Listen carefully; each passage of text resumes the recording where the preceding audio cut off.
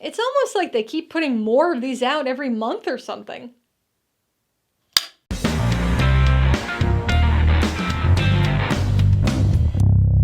Hey everybody, welcome to Mainely Movies. I released part 1 of this holiday Blu-ray haul last Friday, and now it's time for part 2.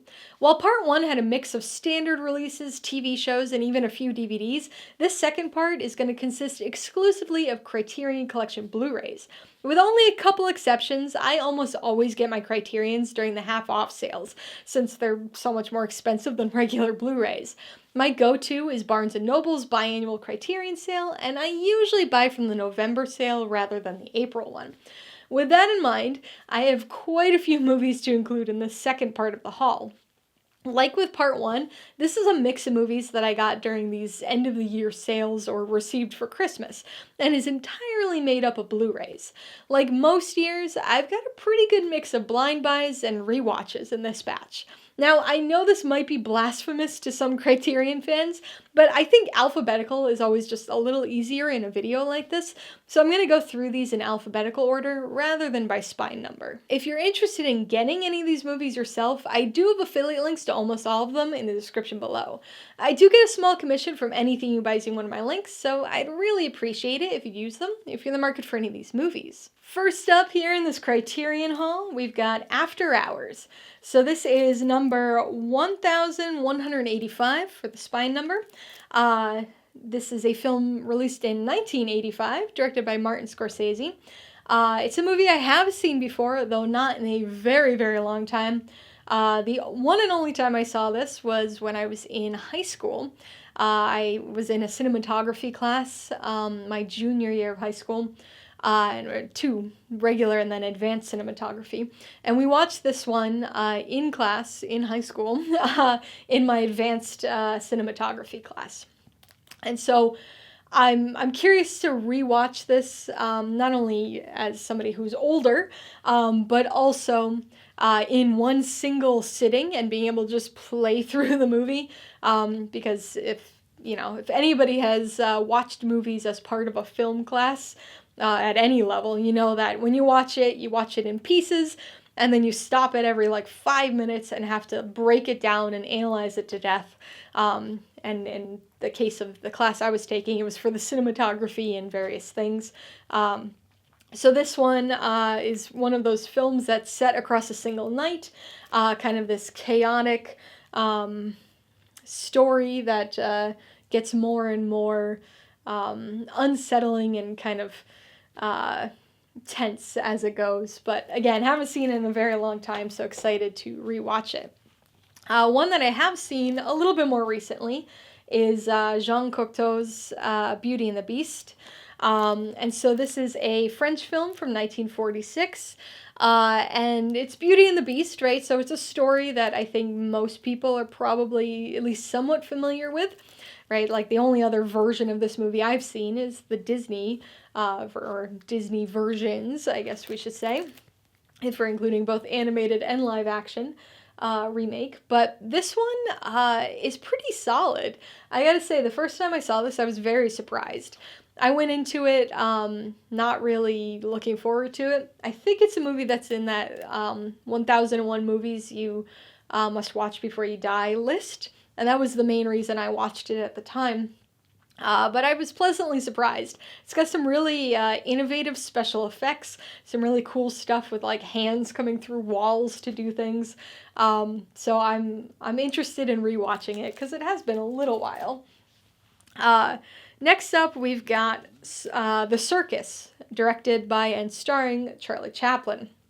You'll see as we go, I've got a lot of Charlie Chaplin movies in this haul. In fact, I've got all of the Criterion releases that were directed by him, with the exception of The Great Dictator, which I already have. So I filled out the rest of my Charlie Chaplin Criterion collection with this haul. But this is spine number 996, released in 1928. And in this case, we've got his classic tramp character being part of a circus, right? Going and joining the circus. This was, I believe, his final silent film or at least entirely silent film. And this is one of the movies, one of, I think, only two in this haul video of the Charlie Chaplin films that I have not yet seen. So I haven't seen this one, but I will soon enough. Going alphabetically here, we've got another Charlie Chaplin film, one that I have seen, and that's City Lights. So this is one of his more popular films, another one with his tramp character, spy number 680. So in this case, his tramp character, the tramp, the little tramp, whatever we want to call him, meets this blind girl who's selling flowers, and she mistakenly thinks that he's a millionaire. It's this kind of comedy of errors, sort of mistaken identity sort of deal. But it's a pretty touching, emotional story at times, but has some of those fun moments, the classic Charlie Chaplin gags. But it's a good one. I enjoy this one. Another one I haven't seen in a while. Seen it a little more recently than, say, After Hours, but I'm excited for the upcoming rewatch here. Getting away from Charlie Chaplin for a little bit at least, we've got Deep Cover. So this is spy number 1086, 1992 film directed by Bill Duke and starring Lawrence Fishburne. And so this is sort of a 90s film noir kind of movie, very stylized, or from what it seems. This is one I have not seen yet. But Lawrence Fishburne is an undercover cop, and he's kind of working with, trying to catch or kind of go undercover with Jeff Goldblum, who's a drug trafficker. And so it's this kind of 90s crime drama, crime thriller, and as the story goes along, it seems like Lawrence Fishburne's character is going to be kind of having a crisis. The line of cop him and drug trafficker him start to blur. He starts to not really be able to tell right from wrong as well anymore. Sounds like a good one.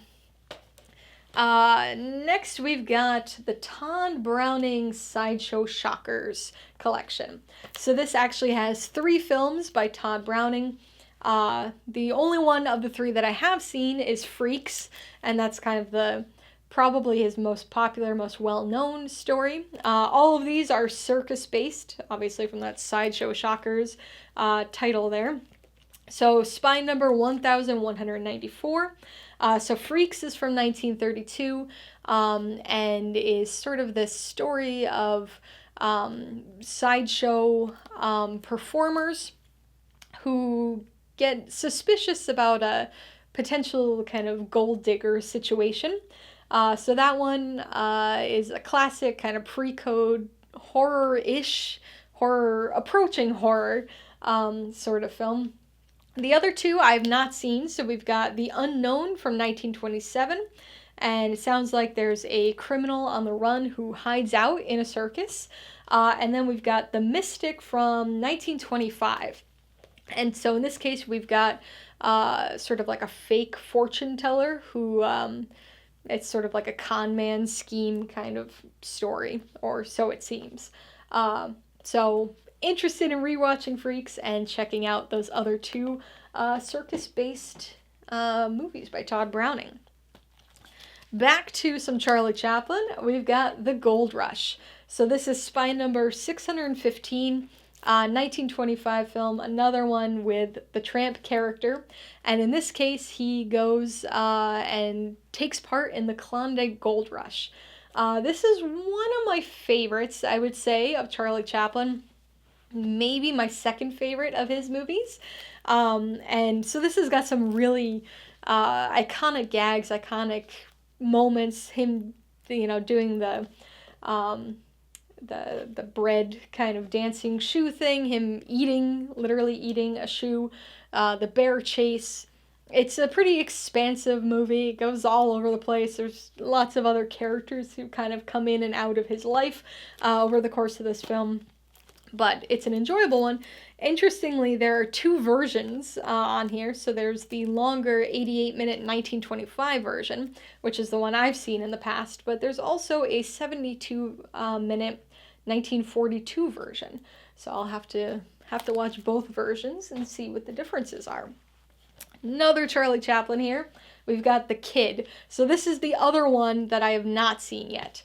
Even though this is one of his more popular. I believe this was his first feature-length film. So Spy Number 799 from 1921. Again, that classic tramp character, and in this case, he is raising this orphaned kid. So can't speak to the plot all that much beyond that because I haven't seen it, but looking forward to finally being able to check out Charlie Chaplin's first film. Switching gears a little bit, we've got Les Corbeaux, or The Raven, by Henri-Georges Clouzot. I like a number of his films, but I have not seen this one yet. So number 227, Spy Number, and it's from 1943. And this is a movie that was actually recommended to me quite a while ago, probably 3-4 years ago, by another YouTuber, a friend of mine, Daisuke Beppu. So if you're watching this and looking at Criterions, you probably already know of Daisuke, because he is like the ultimate expert on Criterion releases and Criterion films. So definitely go check out his stuff. But this was one he recommended to me a long time ago, but at the time, it wasn't on Blu-ray yet. It was only DVD. Finally on Blu-ray, so I picked it up. And so in this case, again, I haven't seen this film yet, but from what I can glean from the little plot blurb, basically we've got a story about these letters that get sent out across this town, revealing everybody's dark, deepest secrets and kind of the chaos that ensues. And they all come from this person signing as Les Corbeaux. So it's kind of, seems like it's going to be this twisty mystery thriller kind of drama thing about chaos and about suspicion and about lies and maybe truths. Sounds interesting. Excited to check it out. So next up, we've got a film that I have seen, and that's The Life and Death of Colonel Blimp, Spy Number 173. So this is directed by Michael Powell and Emmerich Pressburger. And there are a number of films by that duo that I really like, and I've seen a number that are in the Criterion Collection. But for some reason, and I think it's mostly because of the name of the film, to be honest, I held off on watching this one for some reason, for a while. And so I only recently-ish saw this, probably 4, 5, 6 months ago. And was really pleasantly surprised. I shouldn't have been surprised, right? Because it's in the Criterion Collection. It's a very popular, very well-regarded film, but I really enjoyed it. And so it's this like decades-spanning story, covers 40 years of this guy's life, as he becomes eventually becomes a general and goes through several wars. But it's a really good story. So if you're up for a 163-minute movie, it doesn't feel that long. It kind of flies by. So definitely recommend this one, and I'm excited to rewatch it, especially now knowing that I enjoy it and kind of what it's all about. Back to some Charlie Chaplin here. We've got Limelight. So Spy Number 756. I have seen this, and this is one of his kind of later career films. Came out in 1952.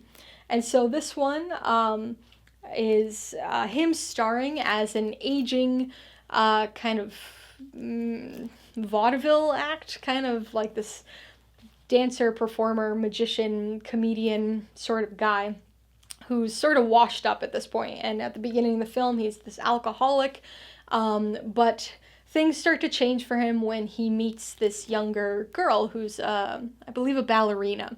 And so it's this story about their friendship and their relationship and kind of what they mean to each other and how they change each other's lives.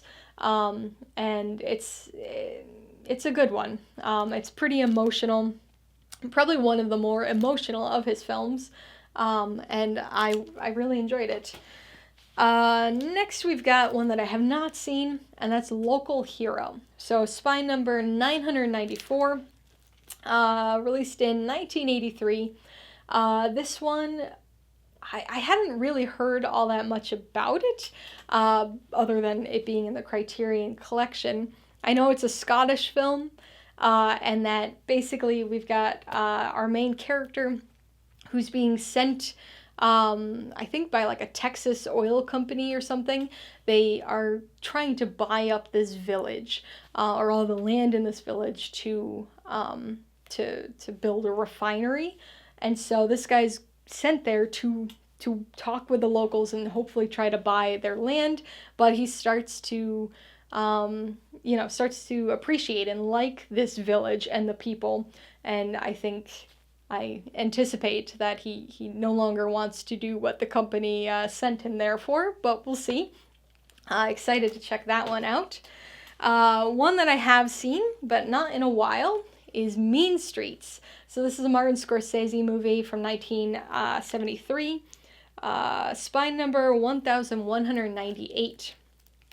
So this was kind of the forerunner of his gangster films. Really set the stage for his style that he uses in most of his movies. Really great soundtrack on this one. But it's been a while since I last saw it, so hopefully I like it as much as I did the first time around. Next we've got Mishima, A Life in 4 Chapters, directed by Paul Schrader. So this is spy number 432. It's a little hard to see. 432. 1985. This one is sort of a biopic. It's about a playwright or a real guy, and it is, telling his life in 4 chapters. So I don't know a ton about the plot of this one, but this is one that I've heard talk of a lot. And I gotta say, I'm not the hugest Paul Schrader fan. His movies are very hit or miss for me, so I'm hoping this one's a hit.